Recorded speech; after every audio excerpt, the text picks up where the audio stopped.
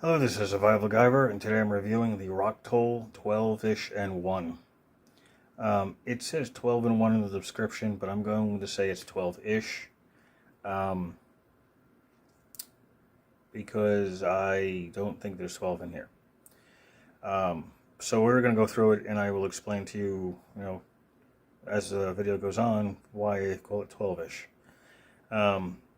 ROCKTOL is a brand I have other products from, the 22-in-1 and 29-in-1 multi-tools, which are great tools.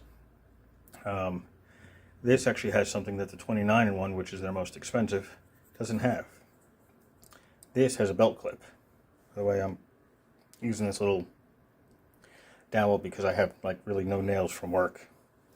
And my apologies for my voice because I'm sick. Anyway, so this has a belt clip, which is nice. I'm just going to quickly go through this here. So it's a nice little multi-tool. I was looking for something by a brand I already recognize that is compact, has a couple of required tools in it, and this does meet all the requirements on that. Relatively light and compact, so I can easily put this in my get-home bag or my emergency bag or even my camping bag just to have some extra tools around. So this is what we got. Now I'm going to take a look at the front here, or at the side that has the belt clip. First thing is, there's a nice plain edge knife in here. There it is, nice plain edge knife. It has its own liner lock. There's plain edge all the way through. You can see my fingerprints all over the damn thing. This is a 3CR13 stainless steel.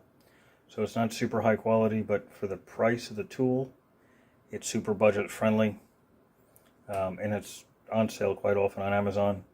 So if you're looking as a starter or a disposable multi-tool, this would be a good choice. All right, so that's the knife side. You will notice that there is something shiny in some of the mechanisms here. I had to lubricate this one. When I first got this, it felt like somebody dropped it in sand before they closed it up. So it was crunchy, grimy, grinding noises. So I cleaned it all up and lubricated it, and it's much better now. This side is a really nice size. If I can get it out this way, I'll put the camera my way. Scissor. So if you open it all the way up, it doesn't lock. What you do is you open this up, and then you can bring it the rest of the way. This is a very strong scissor, and it's a nice size. Beats up really well. It's, I don't know if you can actually see it, it's almost serrated a little bit, just a little bit on some of the ends. It cuts really well, and it has this nice little extra piece to make it comfortable for your thumb to be on. And of course it has its very own liner lock. In order to be able to fold this up, release the liner lock, close this as far as it'll go, which I just closed it too far, there we go, and then it will just fold in. So that's nice. On the inside here, this is one of those things that people complain about on this model. So it's got this nice little bit driver in here.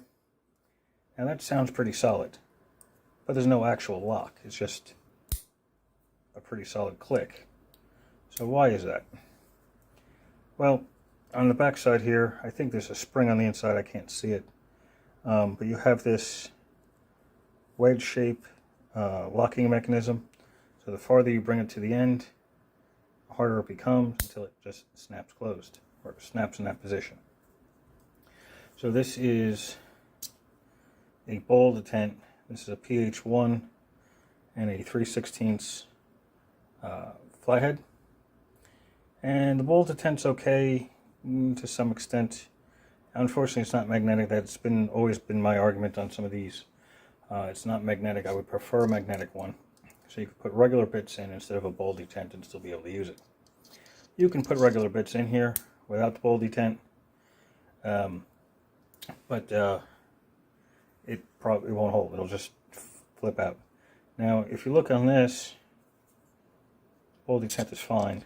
See, it's on that end. It's right up to the edge in this case. If you flip it over, flathead side, you would think the ball detent is in the center. It's not. You can see the very edge of the ball detent right here. So it's a little, it's like they machined it a little off. Where it should be in the center, it's not. So in the Phillips head, in the flathead position, not as much holds it in place. It comes out pretty easy on the flathead side, and it's a little bit more difficult on the Phillips head side. So that is a downside. It's not the end of the world, but just so you know, it's like that. So let's see what else we have in here. Oh, it looks like there's a whole bunch of tools on this end. Let's take a look.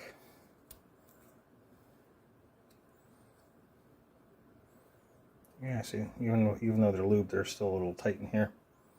Let me close this before I stab my finger with it. Okay, so on this end, first things first, we got a can opener.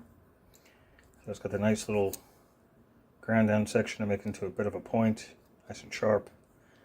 It will even cut this, so it's quite sharp.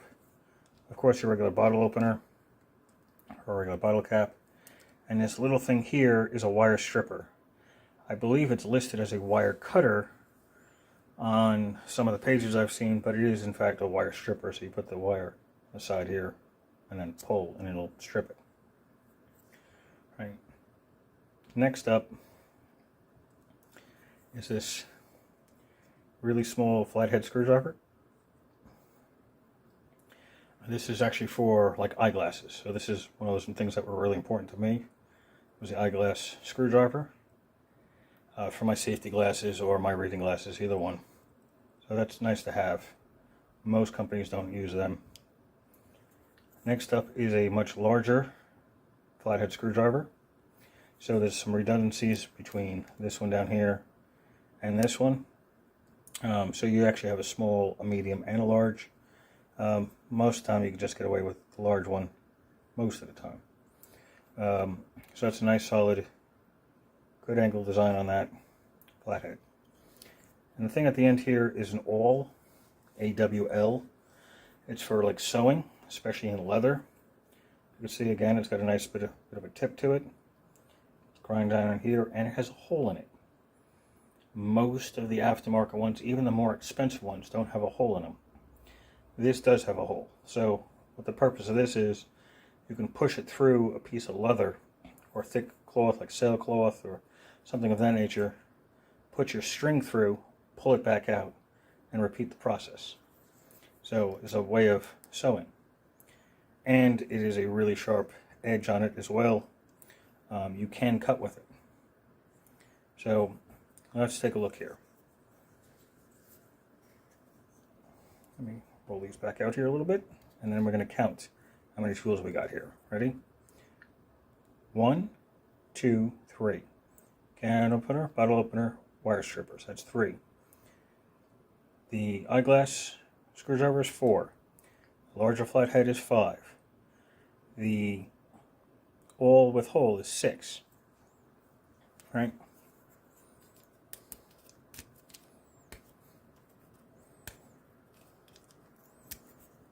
Screwdriver. All right, the driver. Flathead 7. Phillips is 8. All right, I just got my finger on that. 8. The knife is 9. I'm going to try to do this without cutting myself.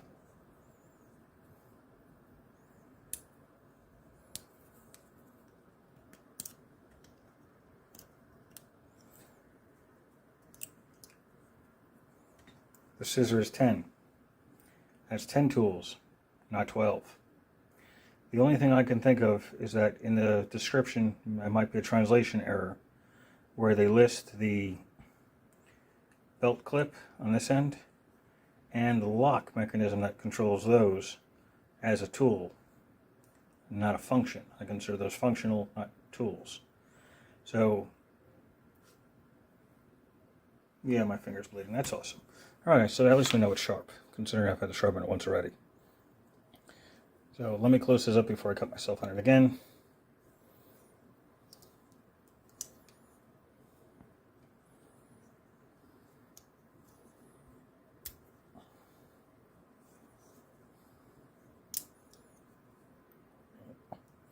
So that is the 12-ish and 1. The only other thing I might think that it might be considered a tool, which would make it 11 then instead of 10, is if you let the driver be its own tool separate of the bit, double-sided bit. That would make it 11. Still doesn't tell me where the 12th one is. I thought maybe it'd be like some of the others that have the ruler on it. But it doesn't, and I've gone through this pretty well. I haven't found any extra tool in it. So for now I'm going to call this the ROCKTOL 12-ish and 1, until somebody from ROCKTOL gets in contact with me to figure out what the other tool is, and then I can make an update to this video.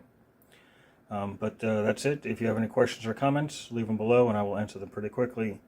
In the description will be the links to the other ROCKTOL multi-tools that I've previously reviewed. The what is it? I think it's the 22 and 1 and the 29 and 1. So all that'll be in the description and where you could find this on Amazon. So if you haven't already, please subscribe. It helps a lot. Tells the algorithm who's interested in this kind of video, and it's good for me to know too, because I want to make stuff that you're interested in. Again, please like and subscribe, and that's it. Thank you and have a glorious day.